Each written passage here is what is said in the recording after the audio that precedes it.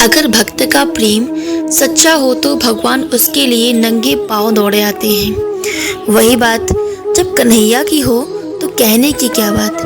अपने भक्तों के लिए वह न जाने कितने रूप धरते हैं और कितनी ही अनगिनत लीलाएं कर चुके हैं, जिनका प्रमाण हमारे धार्मिक ग्रंथों में मिलता है। ऐसी ही एक रोचक कथा जब कन्हैया ने अपने भक्त के लिए एक अनोखा काम किया, तो आइए जानते हैं इस बारे में विस्तार से। पौराणिक कथा के अनुसार एक बार की बात है, किसी नगर में एक राजा ने मंदिर बनवाया जिसमें श्री कृष्ण की एक मूर्ति भी रखवाई, लेकिन उसकी कभी पूजा नहीं की। पूजा करने के लिए मंदिर में एक पुजारी को रखा गया।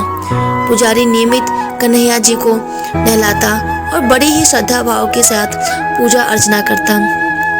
राजा भी रोज कान्हा जी के लिए एक फूलों की माला भेज देता था, और जब वह दर्शन करने आता तो पुजारी उस माला को उतार कर राजा को पहना देता। ऐसा करते करते पुजारी की उम्र बीत चुकी थी।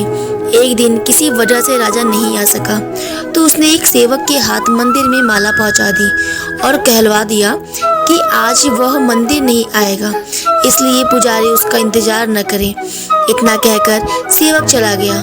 पुजारी ने हमेशा की तरह कन्हैया जी को माला पहना दी, लेकिन जब शाम हुई तो पुजारी यह सोचने लगा, माला उतार को किसे पहनाई जाए। उसने सोचा, क्यों ना ये माला आज मैं ही पहन लूं, वैसे भी मेरी उम्र हो चुकी है, जीवन का क्या पता कब खत्म हो जाए। इतना सोचकर पुजारी ने माला उतारकर अपने गले में डाल ली, लेकिन इतने में ही सेवक आ गया और उसने बताया कि राजा की सवारी मंदिर में पहुंचने वाली है। राजा की सवारी आने की बात जब पुजारी ने सुनी तो वो डर गया।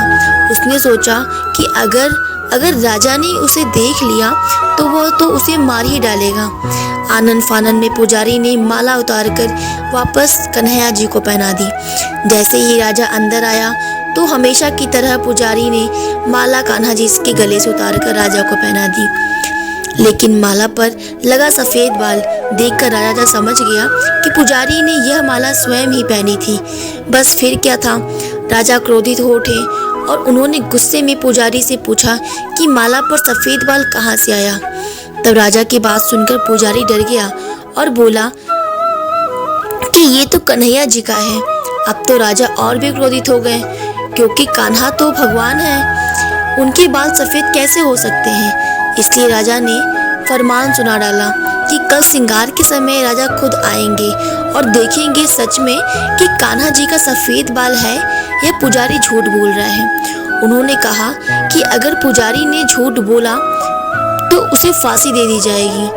अगर राजा का फरमान सुनकर पुजारी का बुरा हाल हो गया। उसने सोचा, अब क्या करें, कहाँ जाएं? अब तो उसका मरना तय था। तब रोते रोते वह भगवान की शरण में पहुंचा और उसने कहा कि हे केशव, मुझसे झूठ बोलने का अपराध हो गया, लेकिन हो सके तो मुझे क्षमा कर दें और राजा से क्षमा करें। पुजारी ने कहा कि हे माधव, आपकी सेवा करते करते मैं वृद्ध हो चुका हूँ, अब आप मुझे माफ़ कर दीजिए, ऐसी गलती दोबारा नहीं होगी। यही कहते कहते पुजारी की न जाने कब आँख लग गई और उसकी आँख तब खुली जब सुबह हो चुकी थी। उधर सुबह होते ही राजा भी आ गया और कहने लगा, आज कान्हा जी का श्रृंगार वह खुद करेगा।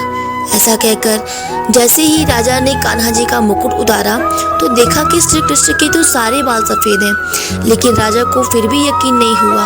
उसे लगा कि फांसी के डर से पुजारी ने बालों को रंग दिया है।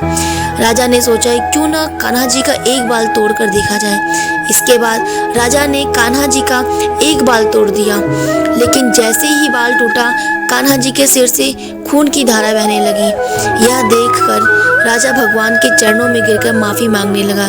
तभी श्री कृष्ण की मूर्ति से आवाज़ आई कि हे राजन, तुमने मुझे केवल मूर्ति मात्र ही समझा, इसलिए आज से मैं तुम्हारे लिए केवल मूर्ति मात्र ही रहूँगा। लेकिन पुजारी ने सच्चे मन और पूरी श्रद्धा से मेरी भक्ति की है।